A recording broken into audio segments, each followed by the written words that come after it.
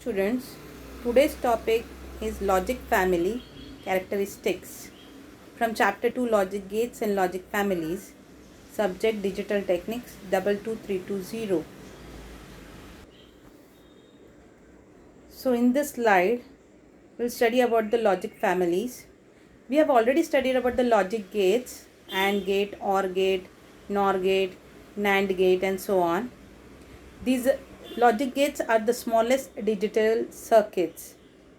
That time in that video also I have told you about the digital circuits. They are fabricated normally in the form of IC. So the electronic components used in the construction of that IC are usually used as the name of the technology. So different technologies are used while fabricating the IC, in which you get these digital circuits. So accordingly, the most popular are resistor transistor logic, that is RTL.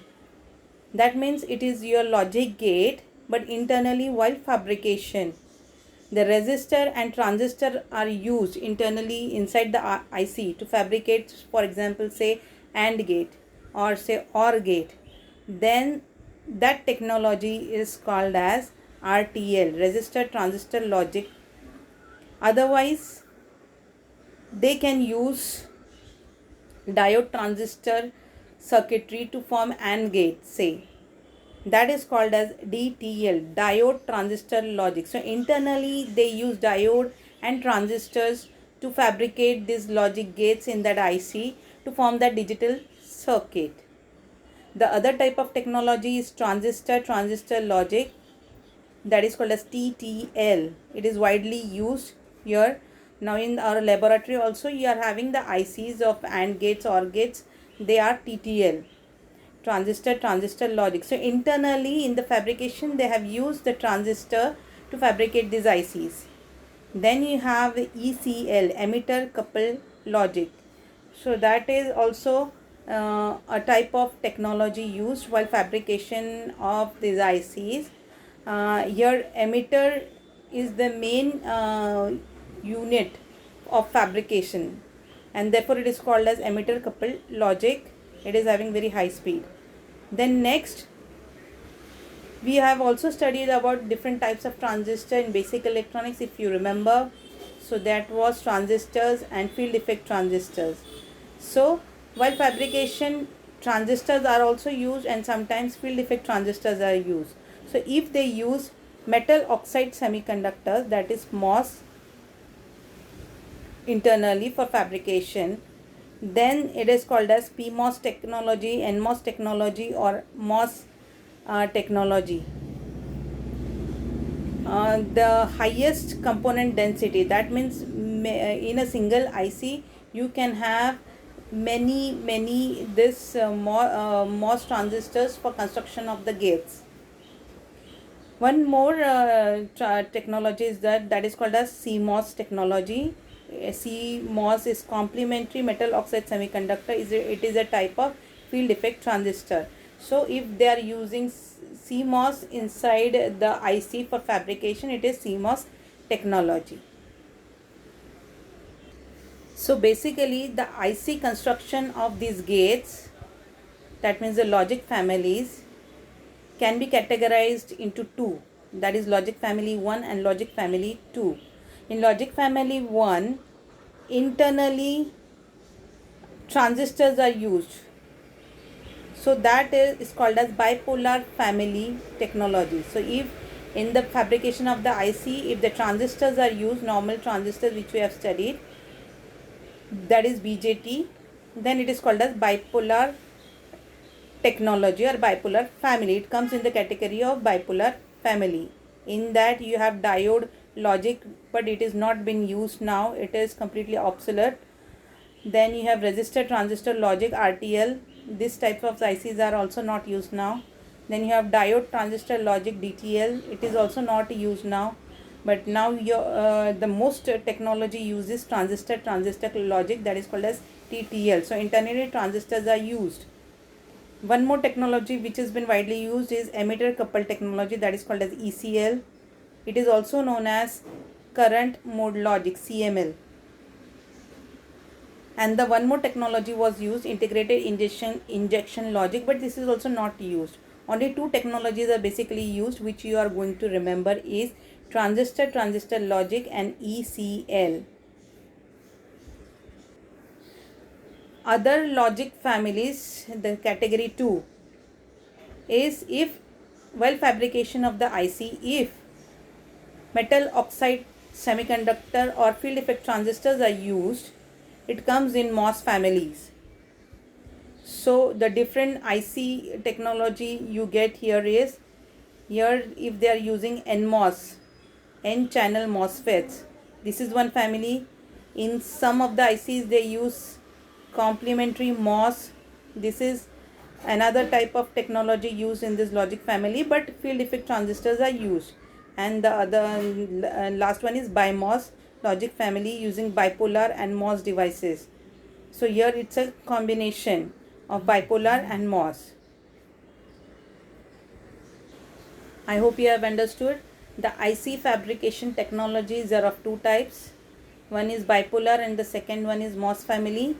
If while the fabrication of the IC transistors are used, then it is called as bipolar family, and if while fabrication of the ICs field effect transistors or MOSFETs are used, then it is called as MOS family. So when you use the different ICs of the logic gates, then there are different terms and characteristics of this logic family and the definitions which you have to study with respect to your exams. They are as such now in the following slides.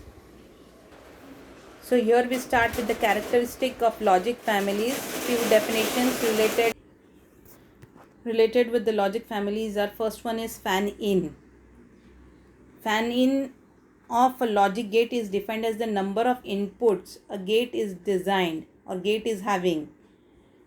So that means, for example, an AND gate is having 10 inputs, the fan in of that gate is 8. The second term related is fan out. Fan out is also called as loading factor of a logic gate, is defined as the maximum number of standard loads that the output of a gate can drive without impairing its normal operation. So basically you can understand that fan out means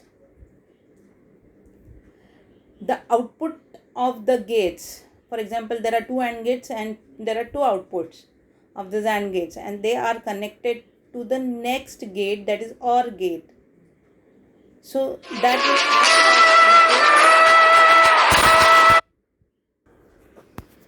so if that OR gate is giving the proper output, so here the fan out is 2. So since these two AND gates are connected to that OR gates, so the output, the fan out, can be defined as the maximum number of standard loads that the output of the gate can drive without impairing its normal operation. So this output of the AND gates are driving that OR gate properly. So the fan out is 2.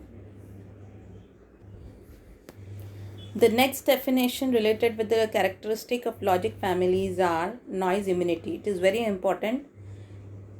You are giving binary inputs to the digital circuit or the ICs, and you should get a proper output with a certain output voltage. So if any other voltage which is, or the noise which is not classified in the inputs, then it is called as noise.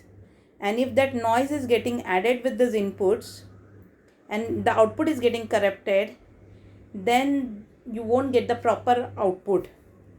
So any of the digital circuit should be having that much of noise immunity, so that it can withstand that noise and give the proper output. That is noise immunity. So here noise immunity is the ability of the logic circuit to tolerate noise voltages. The next is propagation delay. Propagation delay of a gate is the average transition delay time for the signal to propagate from input to output. It is measured in nanoseconds. So propagation delay means, for example, if you are giving input to the logic gates and after 5 seconds you are getting the output. So it is taking 5 seconds, and that is called as propagation delay to get the output. Next is operating speed. The speed of the operation of the logic gate is the time that elapses between giving input and getting output. So the propagation delay actually defines the operating speed. For example, one gate is having 5 seconds as propagation delay, and another gate is having 3 seconds as propagation delay. Then the gate which is having 3 seconds is much more faster than the another gate which is having 5 seconds of propagation delay. So that is nothing but your operating speed. Next is noise margin. The quantitative measure of noise immunity is called as noise margin. So noise immunity can be mathematically or quantitatively represented, and that is called as noise margin. Now next important characteristic is power dissipation. Every logic gate draws some current from the power supply for its operation. So we need to connect, we are actually connecting the power supply for this ICs to get it to so that the ICs can get the power from that power supply. The current drawn in the high state is different. So when it is you are giving a high state, and it that time whatever current is flowing through the circuit is different, and when it is in the low state, that is logic 0, the current drawn is different. Power dissipation of a logic gate is the power required by the gate to operate with 50% duty cycle at a specified frequency and is expressed in milliwatts. So power dissipation is very important factor of your IC. So when current and voltage is taken by the IC for its operation, or any logic circuit for its operation, it is used inside the circuit to get the output. But sometimes it happens ki some of the energy, some of the power is dissipated in the form of heat, and that is very dangerous. Little heat is okay, but if more heat is there, then that IC can melt, and therefore power dissipation factor is very important, and its formula is as shown in the coming slide. So here you can see power dissipation of a gate is given, where power dissipation formula is equal to VCC into ICC average upon N. VCC is the power supply voltage which you are connected. For example, power supply you are setting for 5 volts, so VCC is equal to 5 volts. Then ICC is the average current drawn by the supply, drawn from the supply by the IC. So IC, how much the current it is taking, that is ICC average, and N is the number of gates in the IC. So in that IC, if there are 2 gates, so N is equal to 2. Sometimes in the IC there are 4 gates, so that means N is equal to 4. So this is how you get the power dissipation, power dissipated in the IC using this formula. Noise margin we have already done. You can use that definition or this definition, whichever you want. The very important characteristic here is now in the logic family is speed power product. A common means for measuring and comparing the overall performance of the IC or an IC or digital circuit is speed power product, which is obtained by multiplying the gate propagation delay by the gate power dissipation. So if the IC is having some power dissipation and the propagation delay, and when you multiply that, it becomes your speed power product. A low value of speed power product is desirable.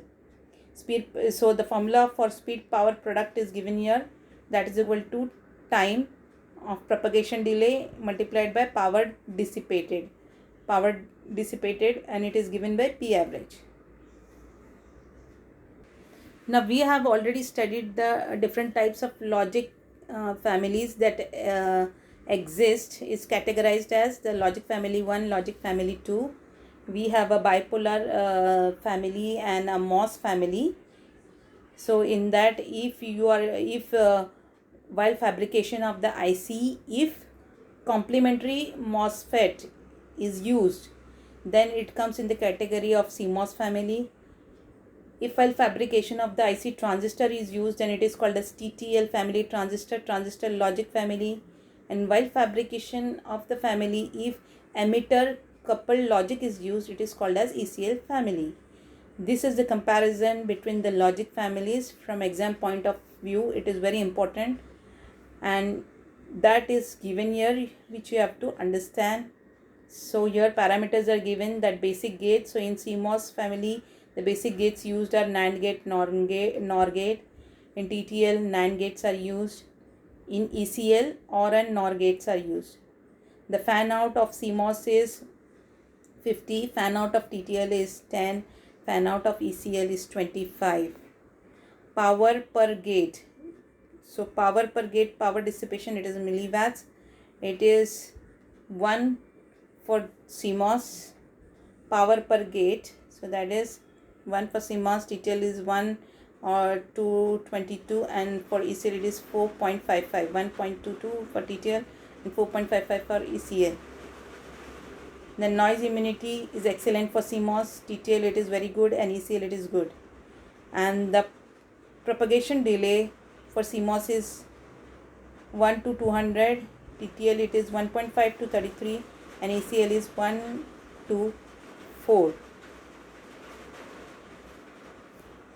So this is what you have to by heart for your examination. And this is all about the transistor IC logic family characteristics. Thank you.